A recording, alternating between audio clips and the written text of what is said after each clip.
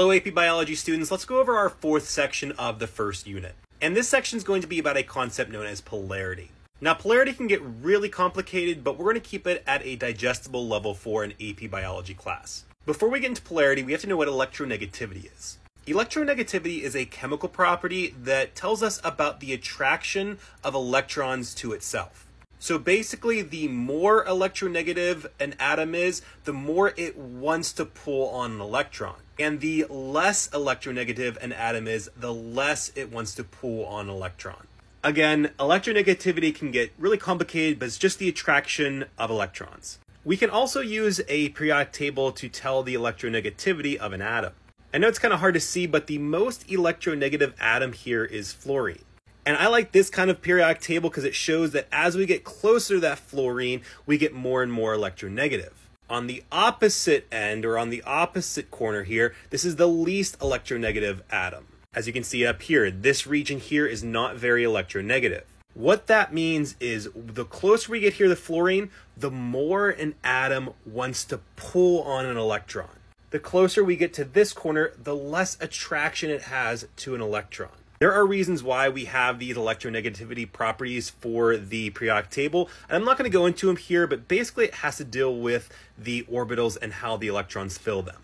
When atoms interact like we went over in the last couple sections, they're going to interact with their electrons. And the electronegativity of these atoms are going to determine what type of bond and how the electrons interact with each other. Sometimes these electrons are shared evenly between the two atoms. Sometimes these electrons are not shared evenly between the two atoms. And in other cases, the electrons are going to be given from one atom to the other.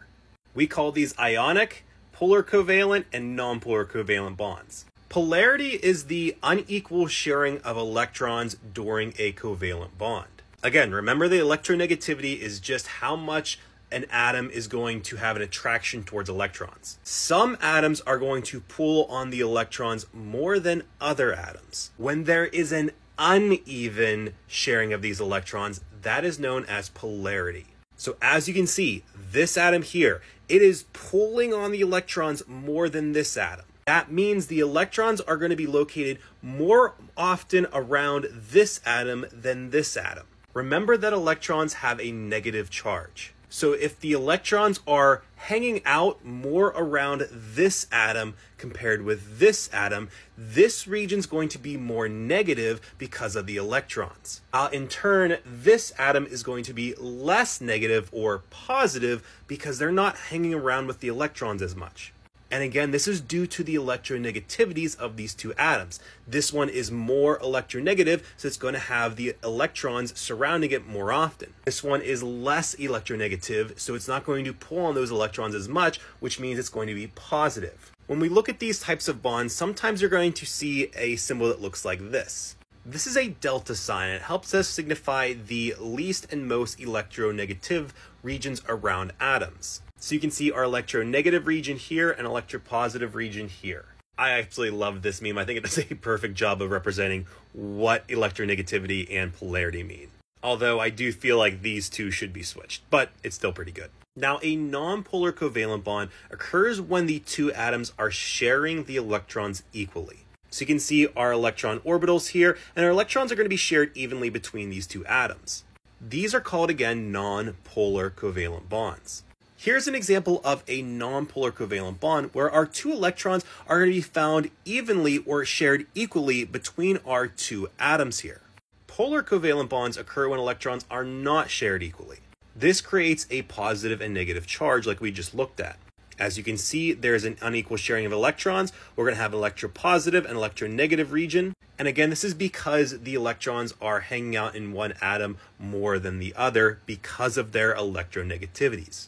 Here's an example of a polar bond where the electrons are going to be found more often around oxygen compared with hydrogen. This means there is an unequal sharing of the electrons. Here are a couple of different examples of polar and nonpolar covalent bonds. In AP Biology, we don't go into calculating or determining if bonds are polar or nonpolar. I do tell students if you see charges, as an example here, you can see water and the methyl alcohol having negative and positive charges. These are probably polar covalent bonds. I also like to tell students when going over macromolecules, if you see oxygen, it's probably going to be polar. But that's not all the case, because the example here, you can see carbon dioxide has 2 oxygens and it's nonpolar. But a good hint to tell students is if you do see oxygen, it's going to be polar. I'm just going to briefly go back to the ionic bond here. We talked about nonpolar and polar covalent bonds. Ionic bonds, there is no sharing of the electrons. This is when one electron is given or taken by the other atom.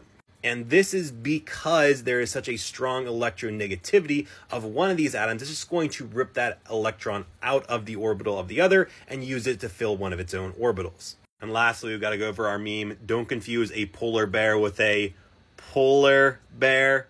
Okay, it's decent.